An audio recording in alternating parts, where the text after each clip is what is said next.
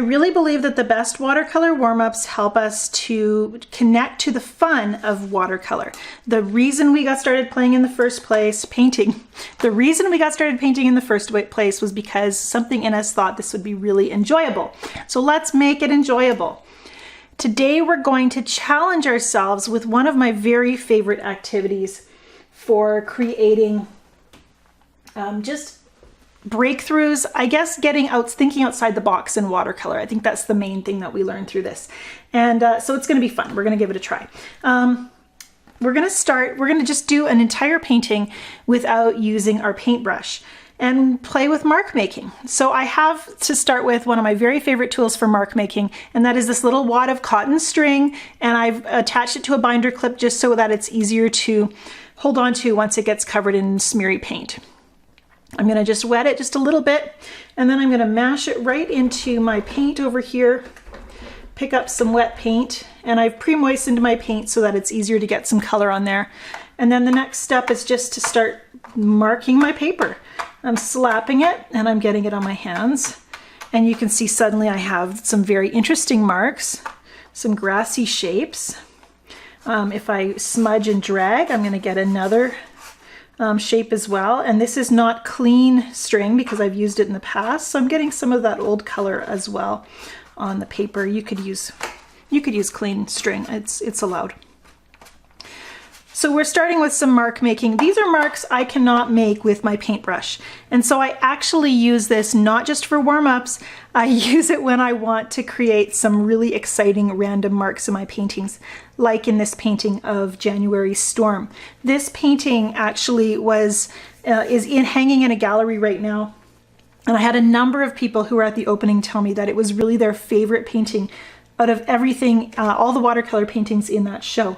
And that to me was really exciting. We have some other things we can use to make marks. I have this feather. It's gonna make a softer, more delicate mark, especially because it's not a very sturdy feather. So it's not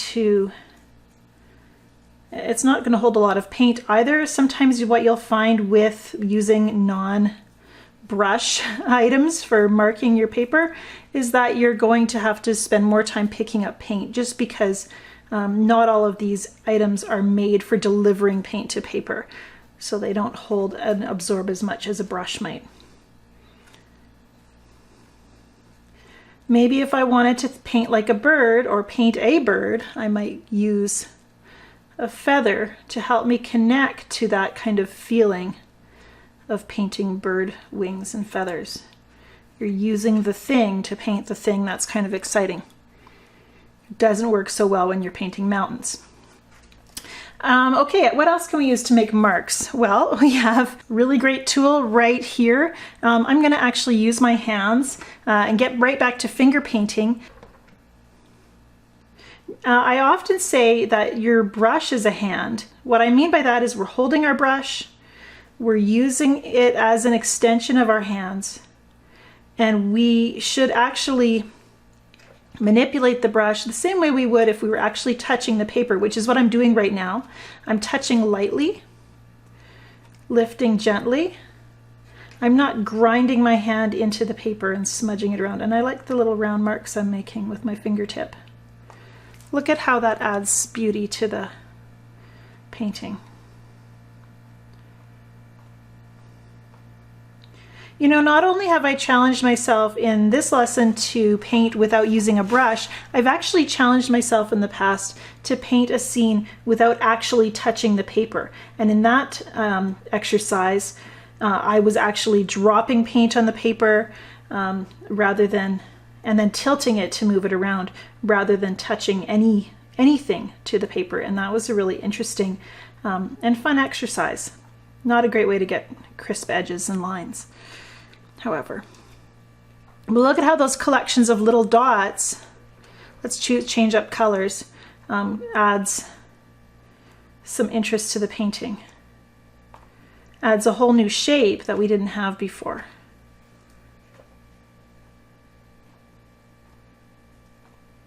Of course, wash your hands well after painting with your fingers. Now I have an idea that I haven't tried before, and I'm going to try it now. I'm going to try stamping with the bottom of this cup. Let's give it a shot. I'm just going to use some dirty color from my palette over here. Neutral tint mixed with, I don't know, some kind of violet over here. I never clean my palette. I like being able to use some of those palette dirt colors to create new combinations. This is giving me a circle, which I knew where, depending on where it touches, gives me different effects. Some places it flows and others it sits nice and crisp. I could also press and drag. When I've been playing with a painting like this, splashing color around, not using my brush, there comes a point where maybe I see some things happening that I want to emphasize or accentuate. I'm actually going to go in with my brush in just a moment and actually make this look kind of finished. But before I do that, let's go back to that little string thing and add a little more leafy grass. I think it'll tie it all together. And I do recommend an apron for this exercise. I'm wearing a white sweater today.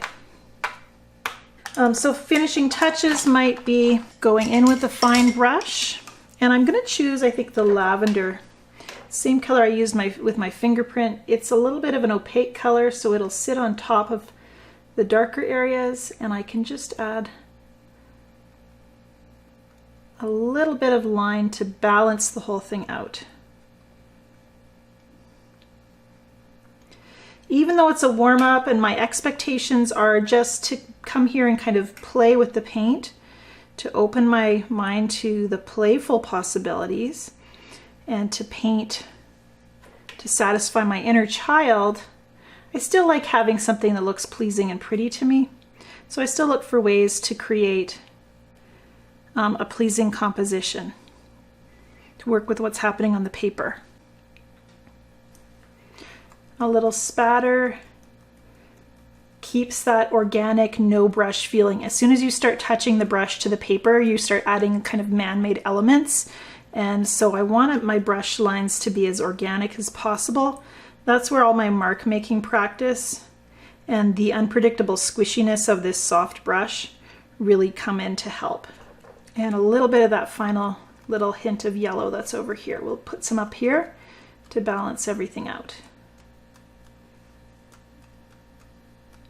I'm always looking for balance in my paintings. Where I put shapes depends on how they are going to affect the other shapes and colors that are on the paper.